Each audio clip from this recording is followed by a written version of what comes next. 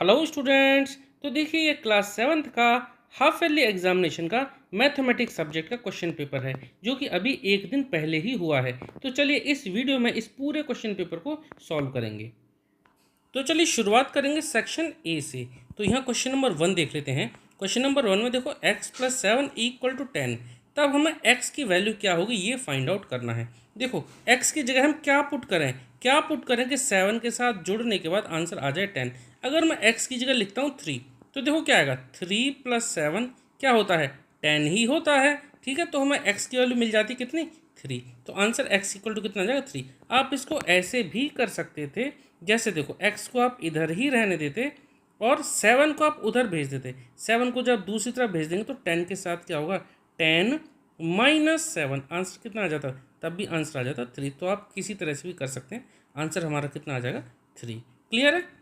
Question number 2 देखते हैं। The first 5 natural numbers mean.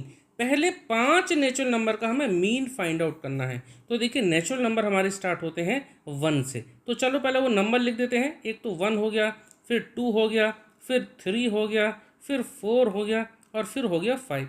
तो शुरू के ये 5 नेचुरल नंबर हैं। अब मीन जब हम निकालते हैं तो मीन क्या करते हैं, इन सब का सम और डिवाइडेड बाई ये जितने नंबर हैं। कितने नंबर हैं, 5 नंबर हैं, तो 5 से डिवाइड कर देंगे, ये आपका आ जाएगा मीन। एक बार इनको फटाफट से जोड़ देते हैं। 5+4 9 हो जाएगा, 9 और 3 12 हो जाएगा, 12+2 14 हो जाएगा, 14 और 1 15 हो जाएगा, यानी कि 15 डिवाइड बाई 5। तो कैंसिल आउट कर देते हैं, 5 3 जा 15। ठीक है, तो मीन कितना आ गया, मीन आ गया हमारा 3। तो आंसर इसका कितना आ जाएगा, 3। क्लियर है, क्वेश्चन आपको समझ में आ गया। चलिए नेक्स्ट क्वेश्चन करेंगे। Question number 3। If one angle of vertically opposite pair is 55 डिग्री, then other angle of vertically opposite pair is. देखिए वर्टिकली अपोजिट एंगल क्या होते हैं ये मैं आपको समझाऊंगा। पहले मैं इसका आंसर लिख दे रहा हूँ। वर्टिकली पेयर जब होते हैं तो अपोजिट में इक्वल होते हैं। देखिए इस तरह से एक मैंने स्ट्रेट लाइन ये खींची, दूसरी एक लाइन हमारी और है। ठीक है, ये दोनों लाइन सेगमेंट है। अगर ये लाइन सेगमेंट इस तरह से ये क्रॉस करती हैं तो इनके ये जो एंगल होते हैं ना, ये वाले ये एंगल इक्वल होते हैं। इन्हीं को हम बोलते हैं वर्टिकली अपोजिट एंगल। ऐसे ही ये वाले भी एंगल देखो, ये एंगल और ये एंगल, ये दोनों भी क्या है, वर्टिकली अपोजिट। ठीक है, अगर एक एंगल सपोज अगर ये एंगल 55 डिग्री है तो ये दूसरा भी क्या होगा, इसके जो अपोजिट वाला एंगल वो भी 55 डिग्री होगा। ठीक है, तो आंसर इसका आ गया 55 डिग्री। चलिए question number 4। A line has only one end point. एक लाइन में सिर्फ एक ही एंड पॉइंट होता है। Question number 5। Complementary angle of 58 degrees. Complementary angle कौन से होते हैं, कॉम्प्लीमेंट्री एंगल वो एंगल होते हैं जिनका सम 90 डिग्री होता है।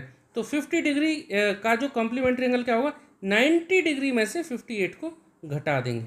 तो 90 माइनस 58 आप घटा दीजिए तो ये आएगा 2 और यहाँ पर 8 माइनस 5 कितना हो जाएगा, 3, 32 डिग्री। ठीक है, आंसर कितना आ जाएगा, 32 डिग्री। नेक्स्ट देखते हैं क्वेश्चन नंबर 6 है 10 टाइम्स ऑफ वाई। देखो टाइम्स जब भी होता है तो मल्टीप्लाई लगाते हैं। तो 10 मल्टीप्लाई वाई प्लस 8 इज यानी इक्वल 16। तो क्या करेंगे, 10 टाइम्स ऑफ वाई का मतलब क्या हो जाएगा, 10 वाई। ये हो गया 10 टाइम्स ऑफ वाई और क्या है आगे प्लस 8, तो प्लस लगा दिया और प्लस के बाद हमने लगा दिया 8 इक्वल टू कितना, इसकी जगह लगाएंगे इक्वल और कितना 16। तो क्या आ गया, 10y प्लस 8 इक्वल टू 16। ठीक है, चलिए next question number 7। Value of -5 plus -10। देखिए -5 है और दूसरा -10 है, इनको जोड़ रहे थे। देखो इसको आप ऐसे भी लिख सकते हैं, -5 -10। जब दोनों नंबर हमारे माइनस के हैं तो जुड़ जाएंगे, सेम साइन है तो इनको जोड़ देते हैं और साइन वही रहेगा, यानी 10 + 5 कितना हो गया, 15 हो जाएगा और आंसर हमारा माइनस में ही आएगा। क्लियर। चलिए नेक्स्ट क्वेश्चन करेंगे, क्वेश्चन नंबर 8। यहाँ देखिए क्वेश्चन नंबर 8 में सप्लीमेंट्री एंगल ऑफ 70 डिग्री। देखो जैसे मैंने आपको क्वेश्चन नंबर 5 में बताया था कम्प्लीमेंट्री, सप्लीमेंट्री होते हैं जिनका सम 180 डिग्री हो। तो 70 डिग्री का सप्लीमेंट्री क्या होगा, इसको आप 180 डिग्री में से घटा दीजिए। तो 180 डिग्री माइनस 70 डिग्री कितना आ जाएगा, ये आ जाएगा। तो इनको घटाने के बाद ये आ जाएगा 110 डिग्री। तो 110 डिग्री इसका आंसर होगा, यानी सप्लीमेंट्री एंगल ऑफ 70 डिग्री क्या होगा, 110 डिग्री। क्वेश्चन नंबर 9 देखते हैं। The sum of angles of the triangle is 180 degree. एक ट्रायंगल में तीनों एंगल का सम या सभी एंगल का सम कितना होता है 180 degree. Value of -7 into -4 into zero, देखो जीरो से मल्टीप्लाई कर रहे हैं तो आप ध्यान रखना जीरो से आप किसी को भी मल्टीप्लाई करेंगे आंसर आपका हमेशा कितना आएगा, जीरो ही आएगा। ठीक है, चलिए आगे बढ़ते हैं। अब करेंगे सेक्शन बी। चलो question number 1, right down a pair of integer whose sum is -15। हमें एक पेयर बनाना है, यानी कि दो नंबर ऐसे लिखने जिनका सम -15 हो। एक काम करते हैं, -7 एक नंबर ले लिया हमने -7, इसको हम जोड़ रहे हैं, तो जोड़ रहे हैं हम किसके साथ, -8 के साथ। ठीक है, इस तरह से आप कर सकते हैं, -7 और -8 का जो सम आएगा कितना आएगा, -15। आप इक्वल टू -15 इस तरह से दिखा भी सकते हैं। क्लियर, चलिए क्वेश्चन नंबर 12 करते हैं। क्वेश्चन नंबर 12 में देखिए, एक मिनट, क्वेश्चन नंबर 12 में find the value of -25 into -60। तो देखो दोनों ही नंबर हमारे नेगेटिव इंटीजर है, माइनस माइनस वाले। आप इनको सीधे मल्टीप्लाई कर दीजिए और आंसर जो आएगा आपका आंसर आएगा, क्योंकि यहाँ दो माइनस में तो आंसर आएगा हमारा प्लस में।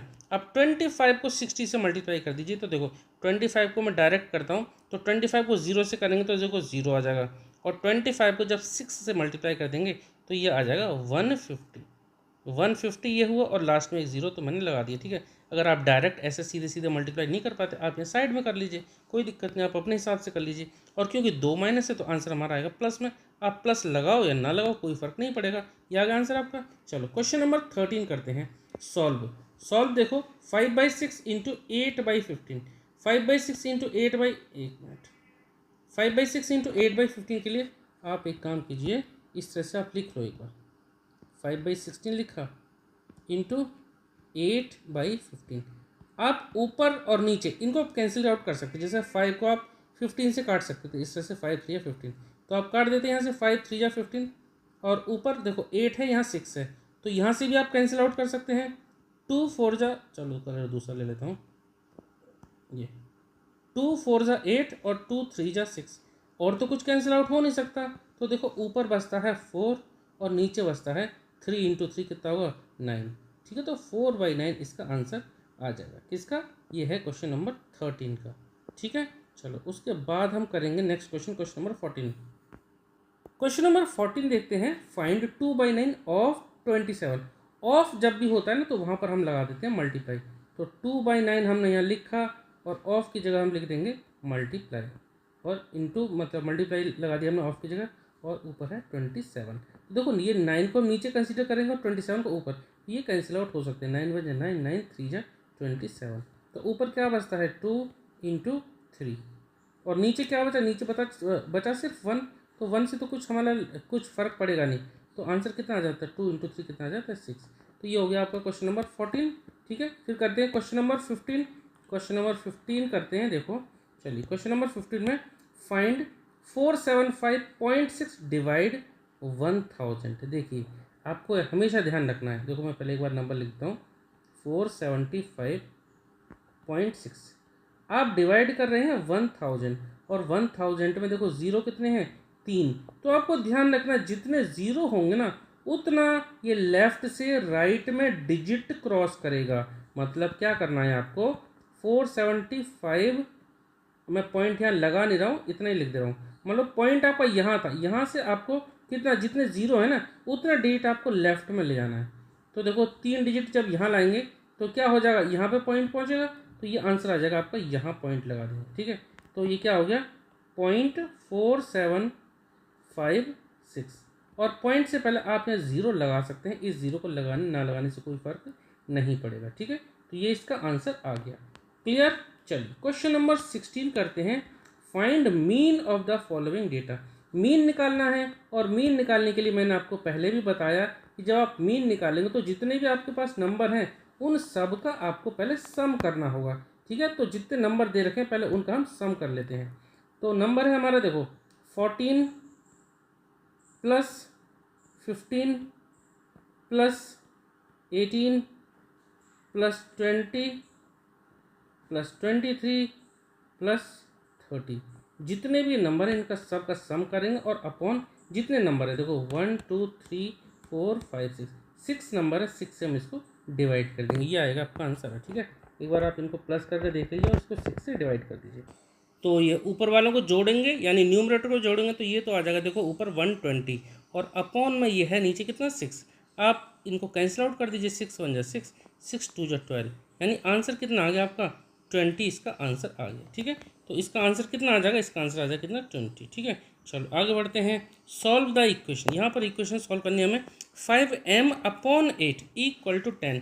देखिए अगर कोई डिनोमिनेटर में यानी कि अपॉन में कोई है तो उसको दूसरी तरफ ले आते हैं मल्टीप्लाई में, यानी क्रॉस मल्टीप्लाई करते हैं। तो क्या आ जाएगा ये 5m इक्वल टू 8 को इधर मल्टीप्लाई में कर देंगे तो 8 इंटू 10। ठीक है, अब हमें यहाँ पर 5 की वैल्यू पता करनी है और m हमारे पास अननोन है, तो अब m को यहीं रहने दो। m के साथ ये 5 मल्टीप्लाई में है तो दूसरी तरफ जाएगा, डिवाइड में जाएगा, तो क्या हो जाएगा 8 इंटू 10 और अपॉन में हो जाएगा कितना 5। कैंसिल आउट कर दीजिए, 5 बन जा 5, 5 ऊपर 5 2 जा 10, तो क्या बचता है ऊपर 8 इंटू 10 और 8 इंटू 10 कितना होता है 16। तो 16 हमारा इसका आंसर आ गया। ठीक है, find the angle, next question, find the angle which is equal to its complement. अपने कॉम्प्लीमेंट के इक्वल होता है 45 डिग्री। ठीक है, इसका कॉम्प्लीमेंट क्या होगा, इसका कॉम्प्लीमेंट भी 45 डिग्री ही होगा, इसलिए तो 45 + 45 90 होगा, तो इसका आंसर कितना आ जाएगा 45 डिग्री। चलिए नेक्स्ट क्वेश्चन करेंगे। नेक्स्ट क्वेश्चन, अच्छा कोई सेक्शन सी स्टार्ट करेंगे यहाँ से। ठीक है, सेक्शन सी स्टार्ट करेंगे अब। चलो इस वीडियो में इतना ही रहने देते हैं, बाकी नेक्स्ट वीडियो में हम सेक्शन सी, सेक्शन डी और सेक्शन ई भी कंप्लीट करेंगे। ठीक है, बाकी के पार्ट में आपको दिखा देता हूँ। ठीक है, सेक्शन सी और फिर ये नीचे है सेक्शन डी, सेक्शन डी तक ही है। ठीक है, तो सारे क्वेश्चन बहुत आसान है, एक एक करके हम सभी क्वेश्चनों को इसी तरह सॉल्व करेंगे। अगर आपको कोई भी डाउट रहता तो प्लीज़ आप कमेंट सेक्शन में ज़रूर पूछना है। ठीक है, चलिए मिलते हैं जल्दी ही नेक्स्ट वीडियो में। Okay, thank you.